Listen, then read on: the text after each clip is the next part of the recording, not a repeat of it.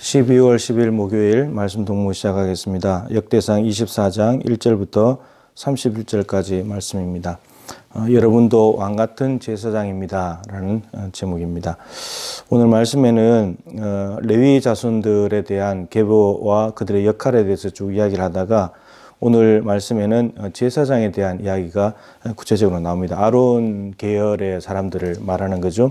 어제 말씀에 보면 이 아론을 하나님께서 특별히 구별하여서 몸을 성결케 하고 그리고 영원토록 심히 거룩한 자가 되어서 하나님 앞에 분향하고 또 섬기고 또 하나님의 이름으로 이제 축복하는 그런 일이 말씀에 기록이 되어 있습니다.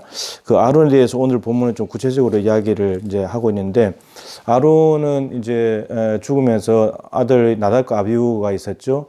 근데 이들도 레위기 10장에서 하나님이 명하시지 않는 다른 불을 들였다가 그 자리에서 죽었고, 이제 남아 있는 것은 이 엘라살과 이다말 두 사람이 남았는데, 다윗 시대에는 이다말과 엘라살의 후손인 그 사독과 아히멜렉이 제사장으로 섬기고 있었습니다.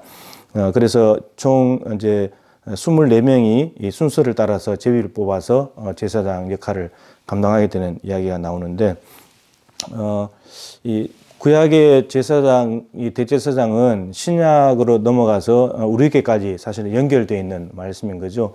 대제사장 아론은 예수님의 그림자입니다.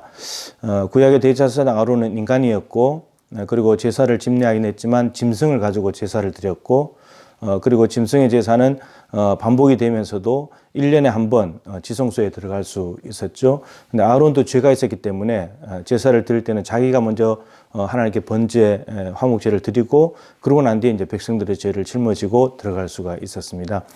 반복이 됐기 때문에 불완전하다는 거죠. 죄가 온전하게 없어질 수 없는 그런 제사였습니다.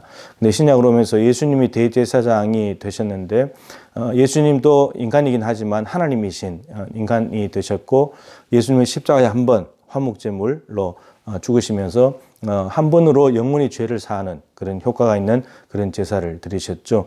예수님은 자기의 피를 가지고 들어가셨습니다. 죄가 없으니까 예수님은 자기의 죄를 먼저 없애는 제사가 필요 없었고, 예수님이 직접 제물이 되셔서 이제 대제사장으로 십자가에 죽으셨죠. 그러고 난 뒤에 우리에게 베드로전서 2장 9절은 너희는 왕같은 제사장이다. 이거는 예수님을 믿기 전에는 뭐 생각도 할 수 없는, 꿈도 꿀 수 없는 그러한 명예로운 칭호인데, 예수님을 믿는 순간에 우리는 이제 왕같은 제사장으로 바뀌어지게 된 것이죠.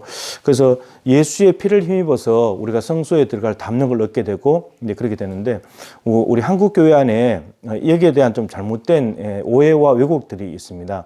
그래서 목회자들 스스로도 좀 문제가 있었지만 교인들도 이제 목회자들은 구약의 제사장이 아니거든요. 제사장이 아니고, 또 목회자만 제사장이라고 하는 생각도 잘못된 생각이고, 또 목회자의 말에 무조건 순종해야 된다. 이것도 잘못된 것이고, 또 목회자를 잘 섬겨야지 하나님께 복을 받는다. 이것도 왜곡된 것이고, 이것도 다 잘못된 것인데, 우리는 만인 제사장, 누구나 다 제사장이 되어서 예수의 피를 힘입어 이제 하나님 앞에까지 직접 나아가게 되는, 그 예수님께서 대제사장으로서 이제 십자가 죽으실 때 휘장이 위로부터 아래로 찢어졌잖아요.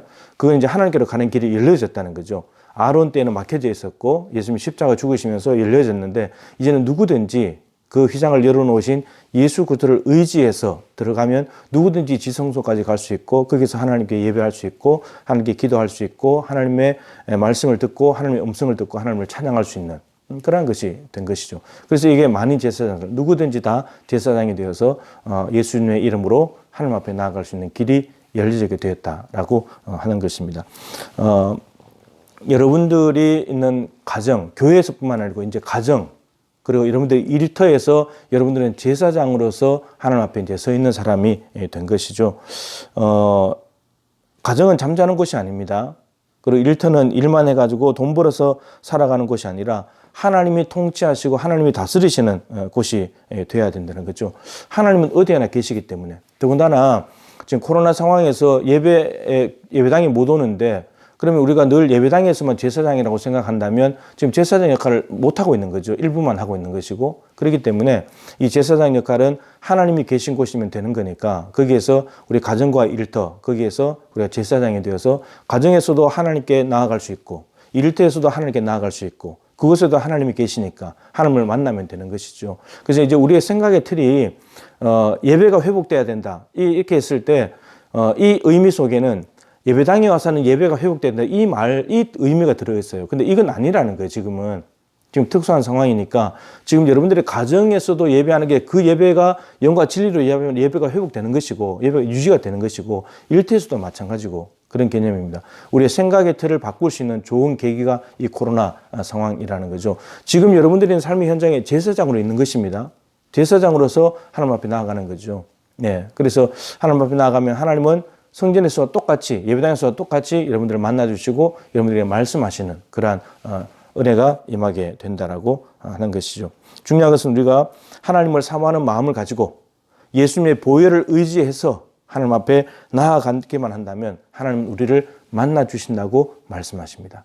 여러분, 목회자만 제사장 아닙니다. 여러분들도 제사장입니다. 여러분들도 하나님께 직접 나갈 수 있습니다. 하나님께 나아가서 예배하시고 하나님께 기도 드리심으로 하나님이 삶의 현장에서 어떻게 우리에게 응답하시고 역사하시는지를 경험하고 제사장이 누리는 기쁨, 하나님께서 아론을 특별히 구별하여 세우신 것처럼 예수 안에서 우리를 택하여 세우신 그 특권을 마음껏 누릴 수 있는 저와 여러분이 될 수 있기를 주님의 이름으로 축복합니다.